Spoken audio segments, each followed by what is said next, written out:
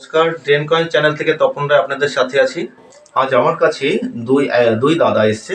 তো ওনাদের একটু অ্যাড্রেসটা জেনে নিচ্ছে কোথা থেকে এসছে, তারপরে ওনাদের যে কালেকশন আছে এগুলো আমি এক এক করে আপনাদেরকে দেখাবো। কিছু রেয়ার কয়েন পেয়েছি, কিছু সিলভারের মধ্যে।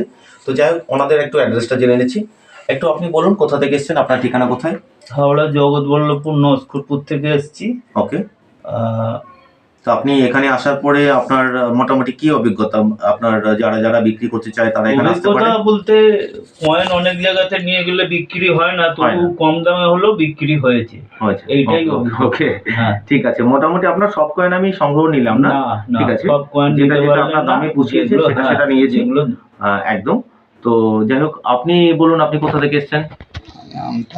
আমতা থেকে এসেছেন, হাওড়া আমতা থেকে। ঠিক আছে। তো মোটামুটি আপনার যারা কয়েন বিক্রি করতে চাচ্ছে আপনাদের মতো, তারা কি আসতে পারে? নির্ভয়ে এখানে আসতে পারে, একদম নির্ভয়ে আসতে পারে, কোনো অসুবিধা নেই। অবশ্যই। তো যাই হোক, আমি ওনাদের কিছু সংগ্রহ দেখাচ্ছি। প্রথমে যেটা দেখাচ্ছি দেখুন, 1993 সালের 50 পয়সা। এই যে স্টেনলেস স্টিলের 50 পয়সাটা, এটা আপনার দেখে নিন, যেটা হায়দ্রাবাদ মিন্ট আছে, স্টার মিন্ট মার্ক আছে, এই পয়সাটাই হচ্ছে রেয়ার কয়েন। আপনারা 50 পয়সার মধ্যে এই কয়েনটাই সংগ্রহ করবেন। তবে এই কয়েনের কন্ডিশনটা বেটার নয়, ঠিক আছে?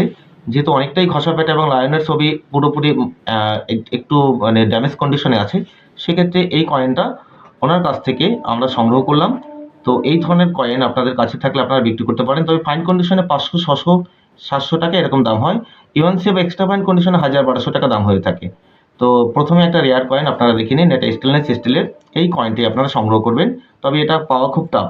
এরপরে দেখুন, এরপরে একটা এটা 4 আনা দেখাচ্ছি।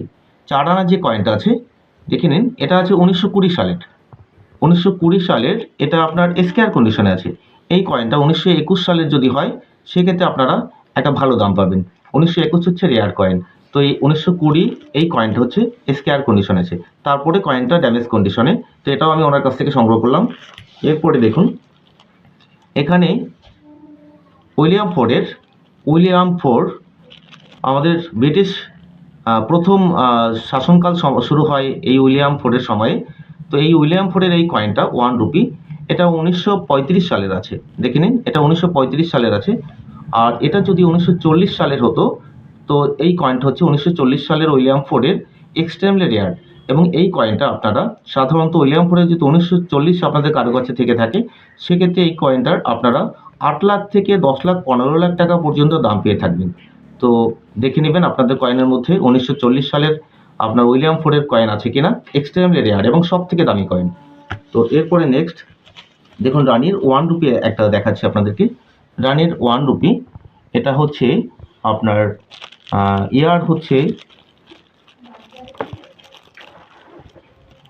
1882 সালের এই 1 রুপিটা, এটা কমন কয়েন আছে। রানির 1 রুপির মধ্যে আপনারা সবসময় মনে রাখবেন, 1997 সালের রানির যে 1 রুপিটা হয়, ওটা হচ্ছে রেয়ার কয়েন। ওটা আপনারা 10,000, 15,000, 20,000 টাকা, 25,000 টাকা পর্যন্ত এক এক পিসের দাম হয়ে থাকবে। তো হ্যাঁ, আর 86 রানির 1886, এটাও আপনার 76, ভুল বলছে, হ্যাঁ 1876, ওটাও আপনারা সংগ্রহ করতে পারেন। 76ও রেয়ার কয়েন, ঠিক আছে? ওটাও বেশ ভালো দাম পাবেন। তো মোটামুটি এখানে আরও কিছু কালেকশন আছে, সেক্ষেত্রে আপনাদের মোটামুটি এই ধরনের সবই সিলভার কয়েন ম্যাক্সিমাম। আর একটা দেখুন, এখানে 1919 সালের, এটা হচ্ছে যে আপনার জর্জ ফাইভের এই 1919 সালের যদি কয়েন আপনাদের কাছে থেকে থাকে, এই কয়েনটা আপনারা বিক্রি করতে পারবেন।